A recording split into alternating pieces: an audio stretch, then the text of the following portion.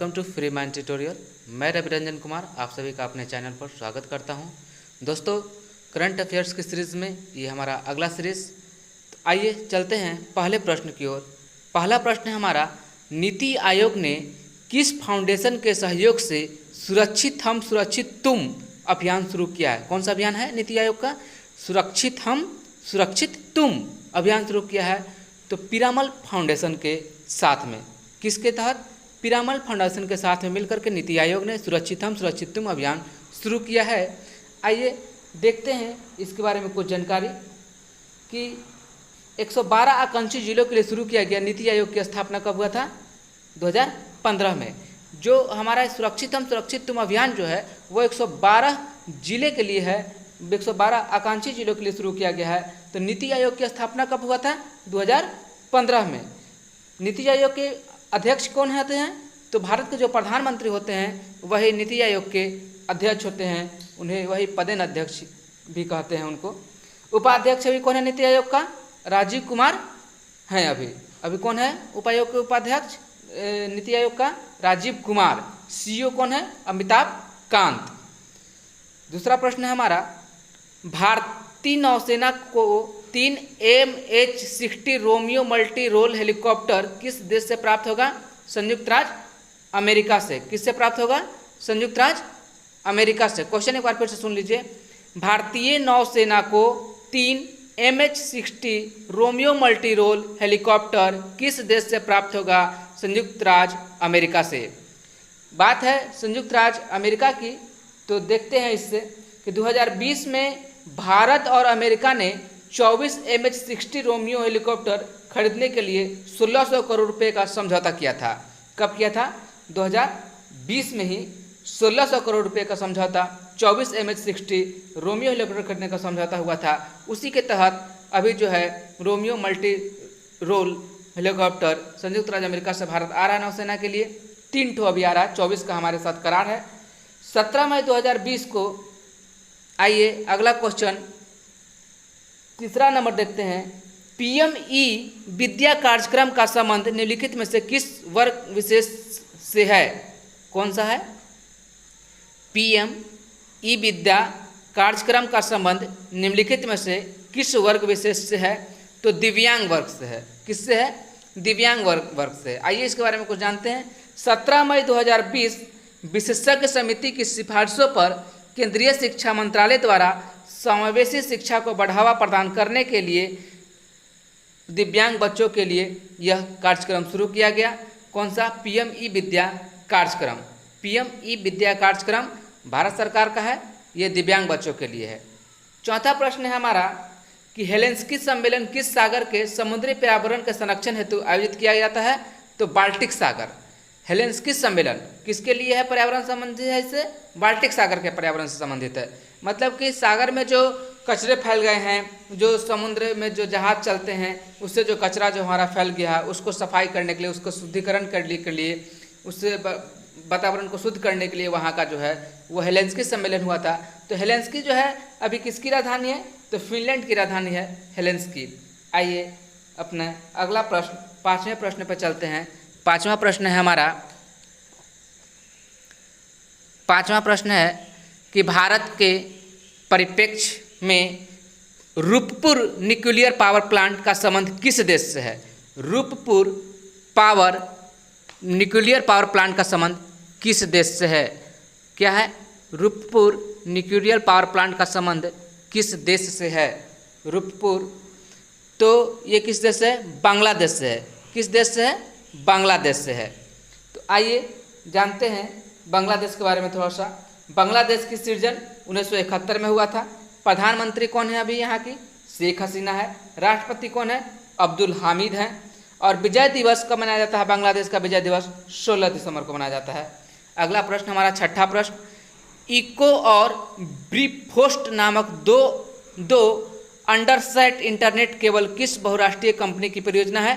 Facebook की है। फिर से क्वेश्चन को ध्यान से सुनिए। इको और बीफ्रोस्ट नामक 2 अंडरसेट इंटरनेट केबल किस बहुराष्ट्रीय कंपनी की परियोजना है? फेसबुक की है। फेसबुक की है। आइए इसके बारे में जानते हैं कि है क्या ये परियोजना। तो सिंगापुर इंडोनेशिया और उत्तरी अमेरिका इससे जोड़ा जाएगा। कौन कौन जोड़ा जाएगा? सिंगापुर, इंडोनेशिया, उत्तरी अमेरिका इससे जुड़ेगा। किससे? इको और बिफ्रोस्ट नामक दो अंतर्राष्ट्रीय इंटरनेट केबल परियोजना है जो सिंगापुर, इंडोनेशिया और उत्तरी अमेरिका को जोड़ेगा। यही ये परियोजना है फेसबुक का।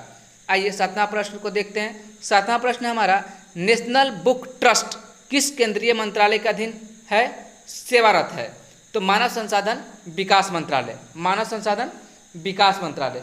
अभी मानव संसाधन विकास मंत्री कौन है? रमेश पोखरियाल है। हमारा अभी मानव संसाधन विकास मंत्री कौन है? रमेश पोखरियाल। मंत्रालय किसके पास है, इसको जानना जरूरी है क्योंकि इससे भी सवाल पूछ लिए जा रहे हैं। तो मानव संसाधन विकास मंत्री कौन है? अभी रमेश पोखरियाल है। अच्छा, इससे आपसे पूछे अगर कि प्रथम मानव संसाधन विकास मंत्री हमारे कौन थे, यानी कि प्रथम शिक्षा मंत्री हमारे कौन थे, तो मौलाना अबुल कलाम आज़ाद। जहाँ तक हमको पता है, आपको ये पता होगा चूँकि कंपटीटर जो होते हैं ये क्वेश्चन को पढ़ लिए हैं। नेशनल बुक ट्रस्ट की स्थापना कब हुआ था? 1957 में हुआ था। एनबीटी के चेयरमैन अभी कौन है, यानी नेशनल बुक ट्रस्ट के चेयरमैन कौन है? तो गोविंद प्रसाद शर्मा है, गोविंद प्रसाद शर्मा है। आइए 8वां प्रश्न देखते हैं। पुलिस जांच में डिजिटल फिंगरप्रिंट और आइरिस स्कैन प्रणाली का प्रयोग करने वाला देश का प्रथम राज्य कौन सा है? तो महाराष्ट्र है। बात आई है महाराष्ट्र की, तो इससे जुड़े कुछ तथ्य को देखते हैं। महाराष्ट्र भारत के दक्षिण मध्य में स्थित एक राज्य है। कहाँ है?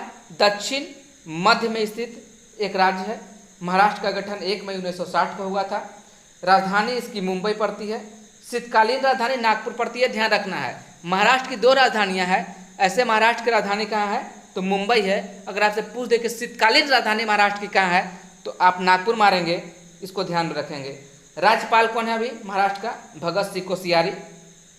मुख्यमंत्री उद्धव ठाकरे, और महाराष्ट्र का पुराना नाम देवगिरी है, इसको भी ध्यान रखेंगे। भगत सिंह कोश्यारी राज्यपाल हैं। महाराष्ट्र में होशियारी नहीं दिखाने का, इसलिए भगत सिंह कोश्यारी वहाँ है, इसको ध्यान रखेंगे आप। अगला प्रश्न हमारा 9वां प्रश्न है। 9वां प्रश्न क्या कहता है? 9वां प्रश्न है हमारा कि भारत के सबसे तेज सुपर कंप्यूटर प्रत्युष की गणना गति है कितना? तो 6.8 पेटा फ्लॉप। कितना है? 6.8 पेटा फ्लॉप। 6.8 पेटा फ्लॉप है हमारा भारत के सबसे तेज सुपर कंप्यूटर प्रत्युष का। आइए इसके बारे में कुछ जानकारी लेते हैं कि अंतर्राष्ट्रीय स्तर पर 39वां स्थान रखता है। ये हमारा जो भारत का प्रत्युष कंप्यूटर है, सबसे तेज कंप्यूटर जो है पूरे अंतर्राष्ट्रीय स्तर पर देखें तो इसका स्थान 39वां स्थान है। मतलब इससे 38 और भी सुपर कंप्यूटर हैं हमारे विश्व में।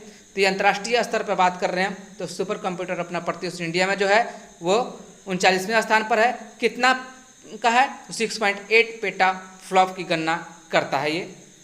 और बात करें इसके बारे में तो वर्तमान में ये हमारा कंप्यूटर जो सुपर कंप्यूटर प्रत्युष है 6.8 पेटा फ्लॉप की गति जो का देता है वो कहाँ कार्यरत है?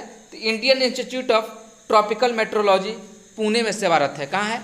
Indian institute of tropical metrology Pune में सेवारत है। आपसे पूछ सकता है कि भारत का सबसे तेज सुपर कंप्यूटर प्रत्युष कहाँ पे कार्यरत है, किस जगह पे इसको लगाया गया है, भारत का सबसे तेज कंप्यूटर कहाँ काम कर रही है, तो आपको बताना होगा Indian institute of tropical metrology Pune. एक क्वेश्चन यहाँ से भी आपको आ गया कि Indian institute of tropical metrology कहाँ है, संस्था कहाँ है वो, तो पुणे में है।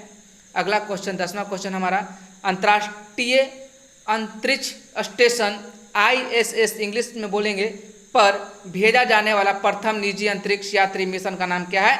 X1 है। क्या है? X1 है। दोस्तों X1 अगर इंग्लिश में दे देगा तो आप कैसे करेंगे, कंफ्यूज नहीं होना, मैं बता देता हूँ। X1 आपको कंफ्यूज करने के लिए तरह तरह से लिख सकता है, आपको एक दो ठो लिख के दिखा देते हैं। और ये X1 जो है नासा का प्रोग्राम है, नासा का है, नासा का है, अमेरिका का स्पेस एजेंसी का नाम है नासा। तो X1 हिंदी में हमने लिखा है, आपको इंग्लिश में अगर दे देगा ऑप्शन तो आप कौन सा मारेंगे? आपको इस तरह से दे सकता है AX1, EX1, X1। तो भाई हमने तो पढ़ा दिया X1, तो AX की EX की X, कौन सा X1?